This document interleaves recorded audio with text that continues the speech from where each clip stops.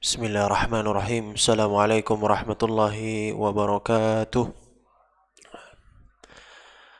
Alhamdulillah rabbil alamin wal aqibatu lil muttaqin fala udwana illa 'alal zalimin. Wassalatu wassalamu ala asyrafil anbiya'i wal mursalin wa ala alihi at-tayyibin wa ashabil ghurril mayamin wa man tabi'ahum bi ihsanin ila yaumiddin. Amma ba'du. Alhamdulillah, segala puji bagi Allah Jalla Jalaluh yang telah memberikan kita nikmat sehat dan nikmat iman sehingga kita dapat berkumpul di Masjid Mujahidin yang insyaallah penuh barakah ini. Kedua kalinya salawat serta salam tak pernah lupa tercurahkan kepada baginda besar kita Nabiullah Nabi Muhammad sallallahu alaihi wasallam beserta para sahabatnya dan orang-orang yang baik yang mengikuti jejak beliau. Ma'asyiral muslimin yang dimuliakan Allah Subhanahu wa taala. Alhamdulillah Rabbil Alamin, kita sudah sampai pada pembahasan hadis yang ke-6 ya. Tidak terasa, Alhamdulillah hadis pertama sudah kita selesaikan, hadis kedua, ketiga, keempat, kelima yang minggu lalu, dan sekarang yang ke-6. Alhamdulillah Rabbil Alamin. Pada pertemuan yang lalu sedikit saya ingin mengulas bahwasanya kemarin jika jamaah dimuliakan Allah melihat papan tulis, itu yang kemarin itu adalah pengertian secara bahasa yang telah saya sudah katakan kemarin, yaitu berasal dari kata bada'a yabda'u bada'an, yang berarti adalah menciptakan sesuatu yang belum ada sebelumnya atau belum ada contoh sebelumnya. Itu adalah pengertian bahasa dari bid'ah. Dan kemudian dari segi istilah, maka Rasulullah sallallahu alaihi wasallam yang mana diriwayatkan dari Aisyah radhiyallahu taala anha bersabda, Rasulullah sallallahu alaihi wasallam bersabda, "Man 'amila 'amalan laisa 'alaihi amruna fahuwa raddun." Barang siapa yang berbuat suatu amalan yang bukan bersumber dari asalnya, yaitu Allah dan Rasulnya, maka ia tertolak. Jamaah yang dimuliakan Allah Subhanahu wa taala, alhamdulillah kemarin juga saya sudah membahas tentang pengibaratan amalan yang berbuat inovasi di dalam agama ini. Saya umpamakan dengan lampu merah, lampu kuning, dan lampu hijau, seperti lampu lalu lintas. Kenapa saya ibaratkan seperti itu? Karena seseorang yang berbuat inovasi di dalam agama, berarti dia telah melanggar batas rambu-rambu yang Allah tetapkan, yaitu lampu merahnya.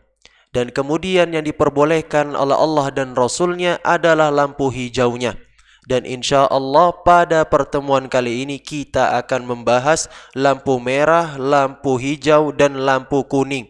Dan pada hadis yang ini kita membahas tentang lampu kuningnya. Jadi ada yang hijau, ada yang merah, ada yang kuning. Ya, itu sebagai isyarat agar mudah dimengerti.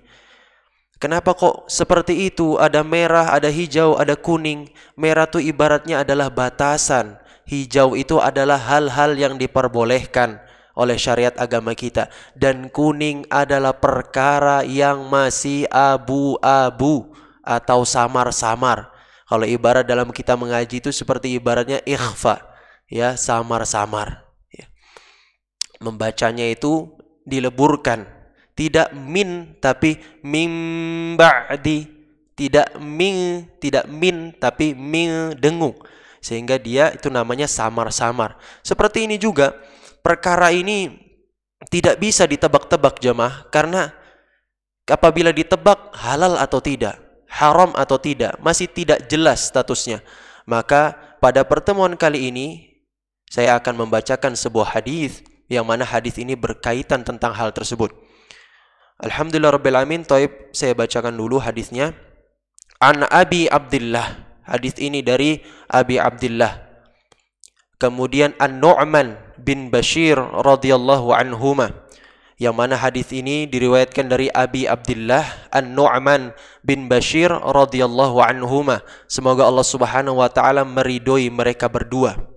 Qala, berkata, Sami'tu Rasulullah sallallahu alaihi wasallam, aku telah mendengar Rasulullah sallallahu alaihi wasallam bersabda atau mengatakan, Innal halalu bayyin, sesungguhnya perkara yang halal itu jelas. Dan kemudian wa innal haramu bayyin, sesungguhnya perkara yang diharamkan oleh Allah Subhanahu wa taala itu juga jelas. Wa bainahuma umurun mushtabihat, dan di antara halal dan haram ada yang namanya mushtabihat. Di sini kita mengenal sebuah istilah yaitu syubhat. Syubhat itu adalah suatu perkara yang masih banyak tanda tanya di kalangan manusia, karena banyak manusia yang tidak mengetahuinya, sehingga perkara ini belum bisa dipastikan secara betul-betul di setiap insan manusia, benar atau tidak, ketika aku mengerjakan berdosa atau tidak. Makanya dijelaskan yaitu istilahnya syubhat. Ya, kemudian dilanjutkan hadisnya, la ya'lamuhunna katsirum minan nas, tidak banyak orang yang mengetahuinya. Jadi perkara syubhat atau perkara lampu kuning ini tidak banyak orang yang mengetahuinya, sedikit, ya. Dan kemudian bagaimana apabila kita mengerjakan yang syubhat, dan bagaimana apabila kita meninggalkan yang syubhat? Ini dijelaskan di hadis berikutnya, di kalimat berikutnya, famanittaqa minasyubuhati faqad istabara'a li dinihi wa 'irdihi. Barang siapa yang takut, barang siapa yang meninggalkan perkara yang syubhat, sesungguhnya dia telah menyelamatkan kehormatan agama dan kehormatan dirinya. Jadi ini perkara yang betul-betul tidak main-main, jangan main-main Allah Subhanahu wa taala. Jadi barang siapa yang dapat meninggalkan perkara yang syubhat, perkara yang abu-abu atau perkara yang samar-samar, maka sesungguhnya dia telah menyelamatkan kehormatan dirinya dan kehormatan agama dan kehormatan dirinya. Kemudian jamaah ini dimuliakan Allah Subhanahu wa taala, dan bagaimana apabila saudara kita terjerumus kepada perbuatan syubhat, ya? Bagaimana? Rasulullah sallallahu alaihi wasallam melanjutkan, wa man waqa'a fi syubhati waqa'a fil haram, dan barang siapa yang terjerumus kepada hal yang syubhat, maka sesungguhnya dia terjerumus kepada yang Allah haramkan. Ma'asyiral muslimin yang dimuliakan Allah Subhanahu wa taala, permisalan yang begitu mudah untuk dicerna, Rasulullah menggambarkan di sini dengan seekor kambing, ya. Di hadis berikutnya, di kalimat berikutnya, karra'i yar'a haulal hima, seperti penggembala kambing yang menggembalakan kambingnya di batas atau di kebunnya orang lain. Jadi antara kebunnya dengan kebun orang lain. Yushiku an yarta'afi, yang mana pelan-pelan kambing itu akan masuk ke lahan orang lain tersebut yang dilarang. Maka ini adalah perumpamaan yang paling indah dari Rasulullah SAW agar kita dapat memahami syubhat.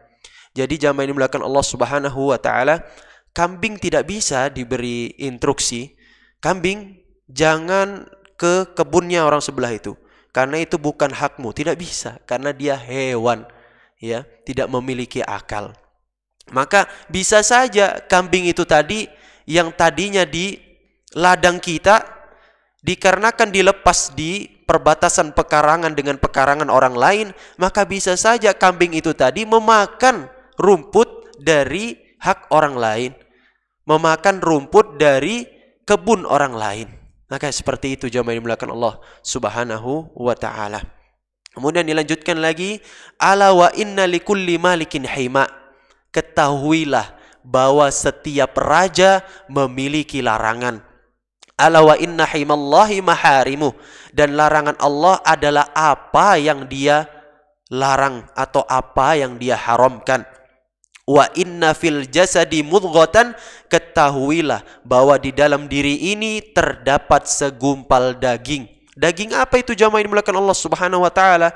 Idza salahat salaha jasada kullu. Apabila daging ini baik, maka dia akan memperbaiki anggota tubuh lainnya. Wa idza fasadat fasada jasada kullu. Dan apabila daging ini rusak, maka daging ini akan merusak anggota tubuh lainnya. Ketahuilah apa itu daging. Daging yang dimaksud di sini, ala wahiya qalb, yaitu hati atau jantung. Hadis ini diriwayatkan oleh Bukhari dan Muslim. Jamaah yang dimuliakan Allah Subhanahu wa taala. Jika kita mengukur setelah saya bacakan hadis yang lumayan panjang itu tadi, maka perkara itu terbagi menjadi 3 macam, ya.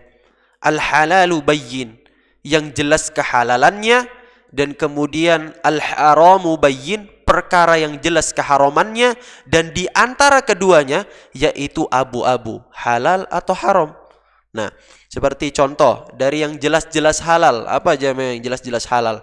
Kambing, ayam, dan kemudian bebek, telur, air putih dan lain sebagainya. Itu jelas kehalalannya, ya. Begitu jelas kehalalannya.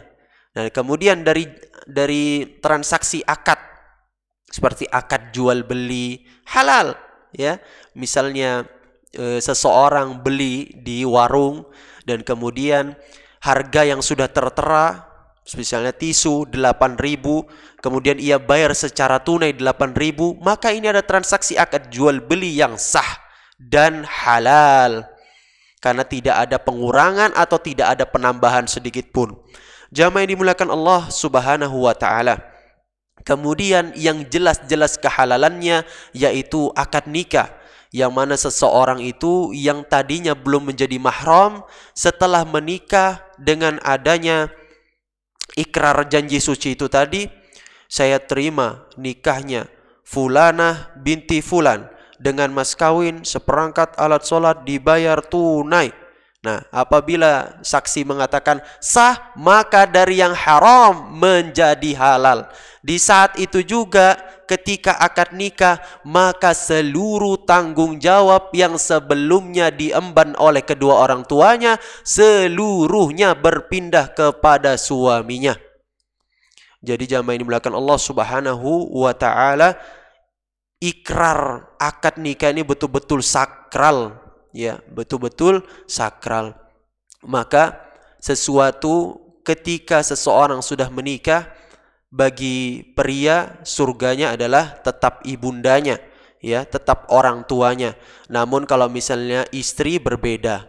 Bahkan di sebuah riwayat Rasulullah SAW mengatakan, jikalau aku tidak melarang hambaku untuk sujud kepada manusia, maka akan kuperintahkan seorang istri untuk sujud kepada suami. Jadi kedudukan suami dalam rumah tangga itu begitu luar biasa jamaah. Bahkan ada yang datang dari kalangan sahabiyah bertanya kepada Rasulullah SAW, ya Rasulullah, itu para lelaki dia berjihad dan lain sebagainya di jalan Allah dan lain sebagainya, di medan tempur mendapat pahala syuhada dan masuk surganya Allah Subhanahu wa taala. Bagaimana dengan kita kaum wanita? Apa katanya Rasulullah SAW? Engkau mentaati perintah suamimu dan engkau tidak membangkang dari perintah suamimu, maka engkau akan masuk surga dari pintu yang engkau mau. Jadi jamaah yang dimuliakan Allah Subhanahu wa taala, sebenarnya begitu mudah, ya, jadi wanita itu. Intinya taat kepada suami dan kemudian tidak ribet seperti pria, harus berada di medan pertempuran, harus keluar untuk mencari nafkah dan lain sebagainya, ya. Itu surganya laki-laki. Maka perempuan Rasulullah SAW begitu memudahkannya. Jadi tidak ada alasan lagi. Bagaimana ketika wanita ini sedang haid dan lain sebagainya? Bagaimana ketika wanita ini tidak sedang sholat? Kita merasa futur, kita merasa jauh dari Allah Subhanahu wa taala. Maka taat kepada perintah suami dan kemudian selalu basahi lisan dengan zikir, maka itu tergantikan jamaah. Begitu luar biasanya. Berbeda dengan laki-laki. Ketika laki-laki meninggalkan sholat, maka wajib baginya untuk mengqadha, mengganti sholat tersebut. Berbeda dengan perempuan. Bisa dibayangkan apabila haid dan kemudian haidnya itu sampai 2 minggu. 2 minggu itu diganti sholatnya. Coba bayangkan jemaah. Kalau memang itu terjadi. Tapi tidak. Inilah namanya Islam tuh rahmah. Agama yang penuh dengan kasih sayang. Allah tuh mengerti bahwasanya hambanya ketika diberi suatu ujian maka dia sanggup untuk melakukannya. Wanita tahu di zaman sekarang ini dia tidak sanggup apabila ada peraturan kodok itu dalam agama. Tapi alhamdulillah tidak ada. Jadi seorang wanita ketika haid maka dia meliburkan diri dari segala aktivitas ibadah. Bagaimana apabila membaca Al-Quran? Maka ada ikhtilaf, ada perbedaan kalangan para ulama. Ada yang mengatakan boleh membaca Al-Quran namun terjemahannya, namun isinya adalah tafsirnya. Nah, kalau misalnya memurojaah ingatan tanpa memegang mushaf itu lebih bagus lagi, ya. Jadi apabila wanita dilarang untuk memegang mushaf Al-Quran yang isinya itu Arab full, ya. Apabila ada artinya maka tidak ada masalah. Jamaah yang dimuliakan Allah Subhanahu wa ta'ala. Kemudian dilanjutkan contoh yang jelas keharamannya. Ya, kita semua tahu yang jelas-jelas haram. Babi, anjing, bangkai, kemudian yang disembelih bukan karena Allah, ya, untuk selain Allah. Sesembahan untuk ini haram, jelas haram. Ya, kemudian khamar, minuman-minuman keras yang dan lain sebagainya itu, narkoba, obat-obatan terlarang yang jelas keharamannya. Ini semua jelas keharamannya. Kemudian dari akad jual beli diperbolehkan, ada akad yang diharamkan, akad riba. Ini haram. Bersiaplah berperang dengan Allah dan Rasulnya barang siapa yang menabrak riba ini. Jadi harus hati-hati. Kemudian jamaah yang dimuliakan Allah Subhanahu wa taala, yaitu nikah mut'ah atau nikah kontrak. Ini biasanya diamalkan oleh Syiah, ya. Syiah ini mengamalkan nikah kontrak. Kamu ku kontrak nikah 6 bulan, setelah itu cerai. Wal iyadzu billah. Ketahuilah jamaah yang dimuliakan Allah, di dalam agama kita perceraian itu dibolehkan, tapi hal yang dibenci. Untuk apa jamaah? Dibolehkan tapi dibenci karena akan merusak tatanan keluarganya sendiri. Mungkin ada konflik nanti dengan anaknya tidak bisa diatur karena perpecahan kedua bapak dan ibunya, maka akan berdampak keseluruhan aspek, ya, termasuk ke masa depan anaknya. Maka ini tentu akan berpengaruh jamaah yang dimuliakan Allah Subhanahu wa taala. Maka sekali lagi, rumah tangga itu prinsip sekali seumur hidup. Sekali seumur hidup. Karena ini adalah perkara yang dibolehkan tetapi Islam betul-betul membencinya. Ya, karena akan banyak mafsadat kerusakan yang terjadi di antara kedua belah pihak, entah itu di pihak suami atau di pihak istri. Dan ini perceraian diizinkan apabila sudah mentok jalannya jamaah dimuliakan Allah. Maka apabila ada jalan lain selain ini, maka ditempuh jalan itu. Jangan menempuh jalan ini. Ya, ini sudah adalah mentok jalan terakhir. Apabila sudah tidak ada cara, kalau misalnya ke kanan tidak bisa, ke kiri tidak bisa, dipertemukan lagi tidak bisa, nah ini baru diperbolehkan perceraian. Kemudian jamaah dimuliakan Allah Subhanahu wa ta'ala, yang jelas-jelas keharamannya yaitu jual beli barang yang tidak jelas sumbernya atau ilegal, ya. Misalnya seseorang menyelundupkan barang yang mana barangnya ini dibanting harganya habis-habisan namun perizinannya tidak ada, maka transaksi jual beli ini haram.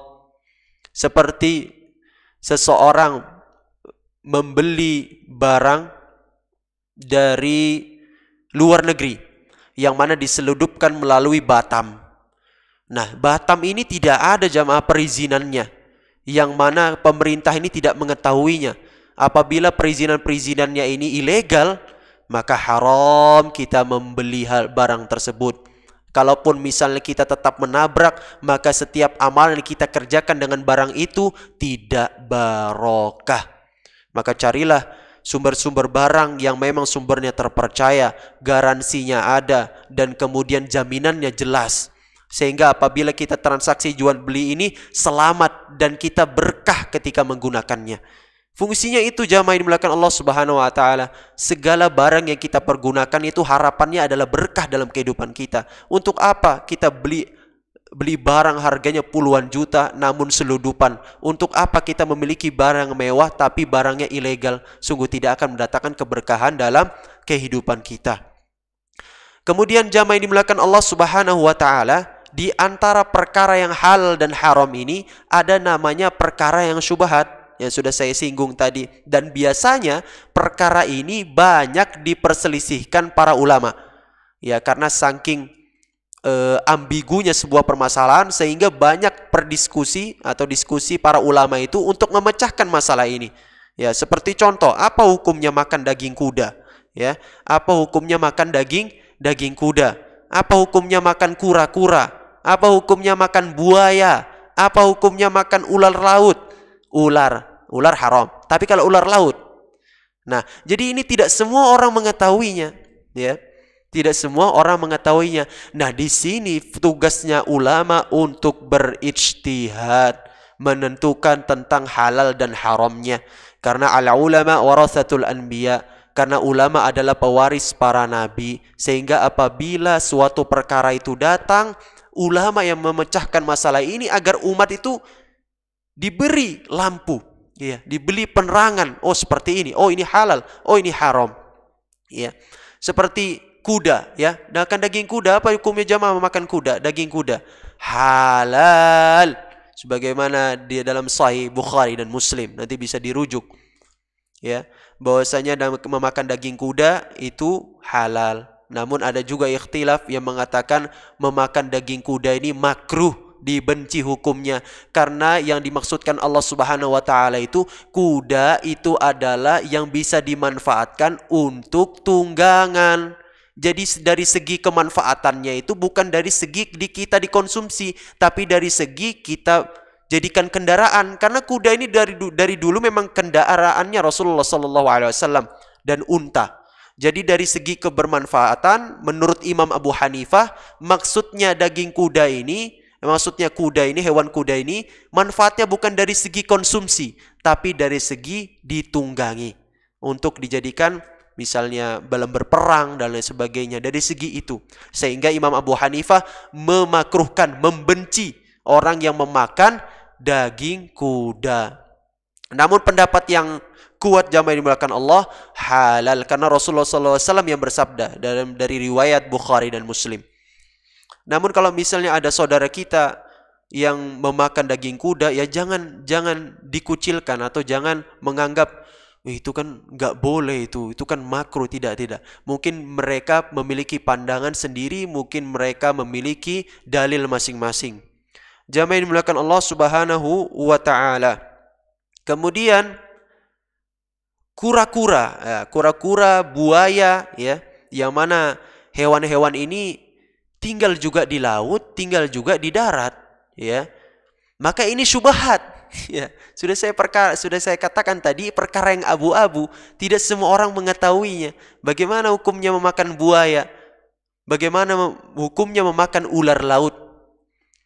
Nah, apabila seluruh yang ada di lautan, ya, hewan buruan di lautan itu halal. Ya, al-ahillu lakum saydul bahr, dihalalkan bagimu buruan laut dan makanan yang ada di laut. Quran surat Al-Maidah ayat 96. Jadi memakan buaya, memakan hiu itu halal jemaah, sekalipun dia memiliki taring. Bahkan Syekh Shalih Al-Utsaimin, ya, Syekh Muhammad bin Shalih Al-Utsaimin mengatakan, maka saya akan membantah orang yang mengatakan buaya haram. Kenapa? Karena dengan alasan buaya memiliki taring. Apakah ikan hiu tidak memiliki taring? Bahkan sama-sama berbuasnya, sama-sama berbahayanya. Ya. Sama-sama berbahayanya. Tapi tidak diharamkan ikan hiu. Begitu juga dengan buaya. Jadi kita hargai saudara-saudara kita. Sekalipun seluruh dunia ini mengatakan bahwasanya buaya itu haram dan lain sebagainya, tapi dia memiliki pegangan sendiri, ya, sebagaimana Syekh Muhammad bin Shalih Al-Utsaimin ini, ikan hiu halal, ya berarti buaya juga halal karena dia bertaring dan juga buas. Jadi seluruh buruan yang ada di laut, bahkan bangkainya pun halal di laut itu. Al-hillu ma'uhu wal-hillu maitatuhu. Halal airnya dan kemudian halal bangkainya. Jadi kalau misalnya kita memakan daging ikan atau ikan yang sudah mati, maka boleh ketika itu betul-betul bersumber dari laut, bukan yang di pinggir-pinggiran, betul-betul di laut, mungkin dia mengambang di air, perairan, maka itu boleh kita langsung memakannya atau langsung membakarnya. Tapi mungkin ya kurang sedap jamaah. Itu tergantung selera masing-masing. Tapi yang pasti kalau berbicara hukum asal, maka buaya, kemudian ular laut, kemudian bentuk-bentuk laut itu halal. Itu pendapat yang kuat. Jamaah yang dimuliakan Allah Subhanahu wa taala. Namun pendapat Imam Ahmad bin Hambal, ya, yang mana Imam Ahmad bin Hambal ini banyak dianut di kalangan Arab Saudi. Ya, Arab Saudi itu mazhabnya Imam Ahmad bin Hambal. Ya, ini mungkin berpendapat seperti ini. Hewan laut halal dimakan kecuali katak dan buaya, karena buaya hewan buas yang menyerang dan memakan manusia. Ya, dia memiliki pendirian sendiri, ya. Kita sesuai dengan kehendak kita saja. Tapi yang pasti ada yang halal dan juga ada yang mengharamkan. Tinggal mana hati kita ini condong kemana. Namun kalau saya pribadi ya, cari daging yang lain jemaah, yang jelas-jelas ada di pasar. Apa ada daging buaya di pasar? Ya, mungkin tidak ada, ya, karena jarang. Jadi kita yang jelas-jelas ada di pasar saja. Mungkin daging ayam, ya, daging kambing, itu yang jelas-jelas saja. Nah, apabila saya ditanya tentang hukumnya, ya halal, tapi lebih baik saya makan yang dekat-dekat saja, yang gampang diraih, ayam dan lain sebagainya. Jamaah dimuliakan Allah Subhanahu wa taala. Kemudian dalam hal akad, ya, akad jual beli. Apakah boleh kredit motor atau kredit mobil atau kredit barang-barang elektronik dan sebagainya? Kalau misal pun kredit itu tidak diperbolehkan, bagaimana yang diperbolehkan? Nah, ini tidak semua orang manusia mengetahuinya, ya. Maka ketika jamaah dimuliakan Allah sudah saya sampaikan materi ini, maka ada kewajiban memilih sudah, karena sudah tahu ilmunya, ya. Bahwasanya contoh akad jual beli, ya. Ini bank konvensional. Ini tempat perkreditan motor. Dan kemudian ini C sang pembeli, ya, bank konvensional, kemudian tempat perkreditan motor, kemudian si C sang penjualnya. Si C ingin membeli motor, tapi dia tidak memiliki biaya untuk membeli motor. Datanglah dia ke perkreditan. Bagaimana? Saya ingin membeli motor ini, tapi tidak bisa dengan cara cash, ya. Tidak bisa dengan cara cash. Akhirnya si perkreditan ini atau yang bank konvensional ini, perkreditan ini menyuruh si C sang pembeli untuk ke bank. Pinjam uang sekian, ya, anggap 15 juta. Akhirnya si C pinjam ke bank 15 juta. Kemudian si bank mengatakan, kembalikan ini 17 juta. Akad uang dengan uang haram. Nah, ini yang namanya riba. Akad uang dengan uang haram. Jadi ketika akad utang piutang, ya, yang mana tukang perkreditan motornya menyarankan untuk meminjam uang ke bank. Ya, akhirnya si C meminjam uang ke bank 15 juta. Namun dikembalikan 17 juta, 2 jutanya riba. Bagaimana yang diperbolehkan? Yang diperbolehkan seperti ini. Ini, saya ulangi, ini si A ini perkreditan motor, yang B bank, sekarang bank syariah, tadi kan bank konvensional, ya. Si C ini pembeli. Pembeli ini datang ke perkreditan. Saya ingin membeli motor, saya tidak ada biaya. Akhirnya dia ke bank.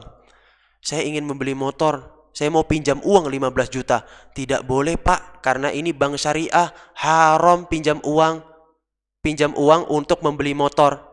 Jadi bagaimana solusinya? Saya belikan terlebih dahulu. Akhirnya ini hilang perkreditan ini, tinggal urusan dua orang ini. Ini yang diperbolehkan antara bank dengan penjual. Jadi motornya sudah milik bank. Kemudian di awal sudah dikatakan, jadi begini Pak, kalau secara cash kan motornya 15 juta. Namun kalau misalnya secara cicilan jadinya 17 juta. Bagaimana Pak? Ini ya kalau misalnya mengatakan, iya saya mau cicilan, ini akad yang diperbolehkan. Uang dengan barang, barang dengan uang. Uang dengan uang haram. Seperti itu. Ya. Jadi jamaah dimulakan Allah, si C ini akhirnya dibelikan dulu oleh si bank.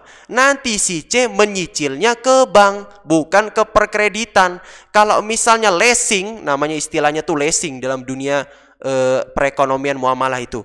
Nah, apabila konsepnya segitiga seperti ini yang diharamkan. Apabila ada pihak begini, dua seperti ini, dan kemudian akadnya jelas, jual beli, karena ibaratnya bank sudah memiliki motor tersebut, bukan urusannya lagi dengan perkreditan. Dan kemudian keputusan untuk menyicil itu juga diputuskan oleh bank, bukan lagi dari pihak motornya itu tadi. Jadi tinggal menyisakan dua pihak, maka ini transaksi yang diperbolehkan. Nah ini jamaah dimulakan Allah, alhamdulillah sudah tahu semua. Jadi setelah ini kalau misalnya ada masalah datang, mulai diputuskan. Apabila meminjam akadnya utang piutang, ya yang tadi sudah saya katakan 15 juta, kemudian nanti katanya bank konvensional karena bukan bank syariah, dia mengatakan, oke Pak, boleh pinjam di bank, tapi nanti kembalikannya 17 juta, 2 jutanya riba. Ya, seperti itu jamaah yang dimuliakan Allah Subhanahu wa taala. Itu yang perkara yang syubhat, ya. Makanya kita harus tahu jawabannya.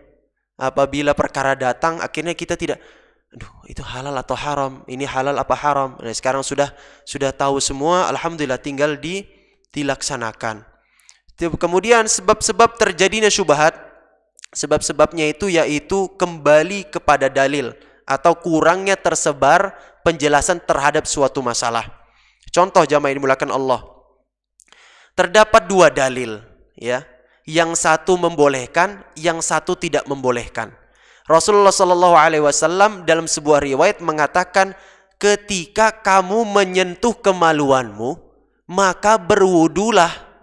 Di riwayat yang lain, ya Rasulullah Shallallahu Alaihi Wasallam mengatakan, sesungguhnya kemaluan itu bagian dari kulitmu.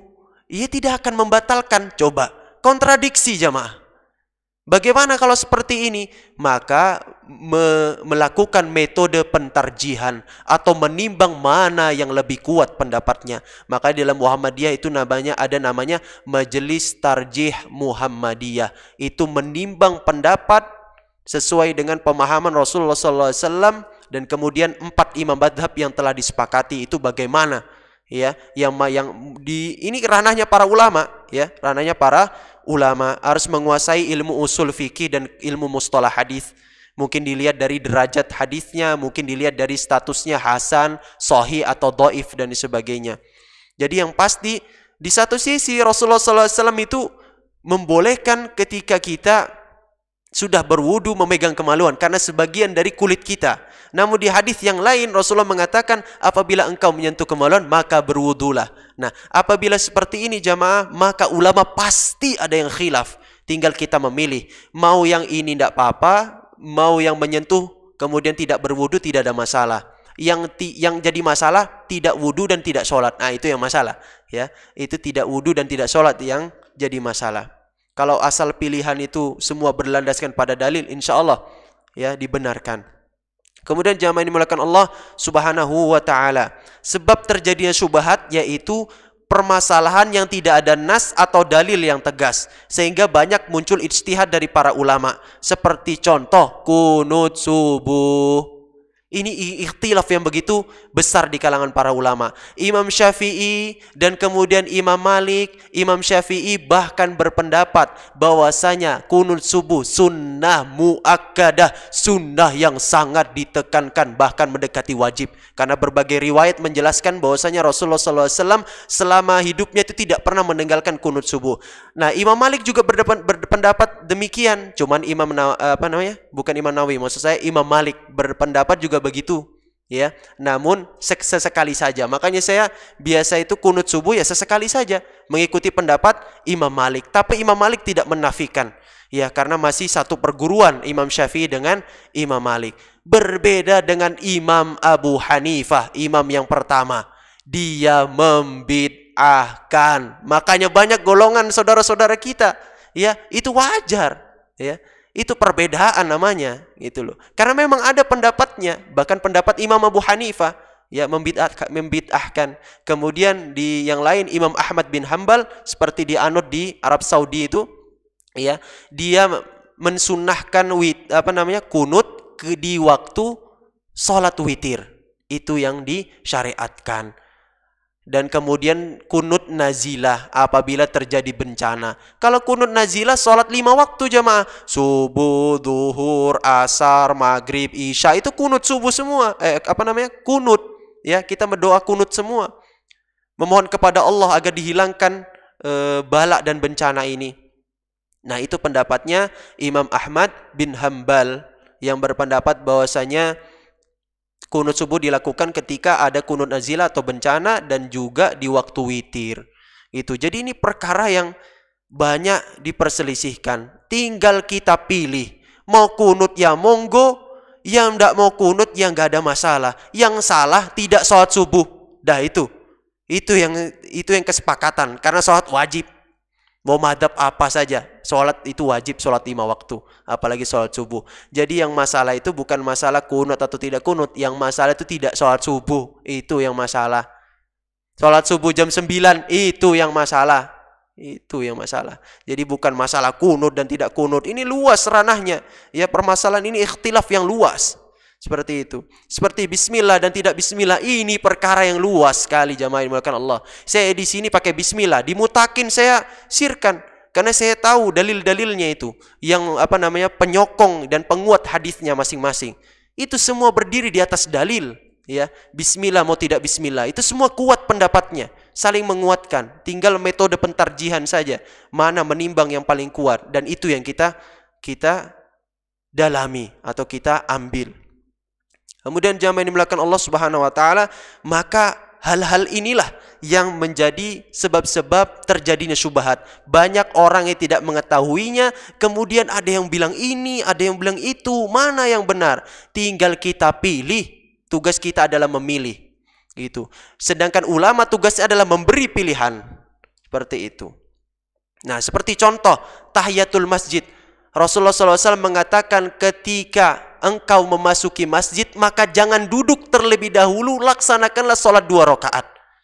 Ini sholat tahiyatul masjid. Tapi bagaimana apabila sholat tahiyatul masjid dilakukan dan kita masuk ke masjid ketika ba'da sholat asar? Yang mana ba'da sholat asar adalah larangan sholat. Nah, ini syubhat jemaah. Gitu loh, harus kita ketahui. Ba'da sholat asar, larangan sholat.